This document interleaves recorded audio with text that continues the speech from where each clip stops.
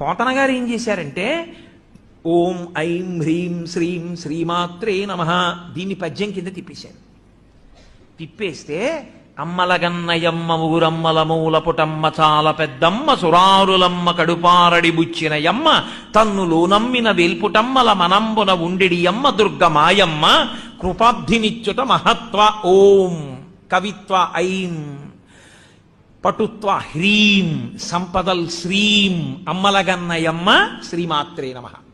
ఓం ఐం హ్రీం శ్రీం శ్రీమాత్రే నమః అని ఈ పద్యం కింద మార్చారు. అందుకే ఈ పద్యం విజయవాడ కనకదుర్గమ్మ యొక్క అంతరాలయం పైన ఉన్నటువంటి తోరణం దగ్గర నుంచి గుంటూరు శారదా పరమేశ్వరి దేవాలయంలో అంతరాలయం మీద ఉన్నటువంటి రాజద్వారం వరకు ఈ పద్యమే పట్టుకుని ఉంది. ఎందుకు పోతన గారు భాగవతాన్నంతా ఆంధ్రీకరించినా ఇంకొక పద్యం వ్రాయకుండా అమ్మవారి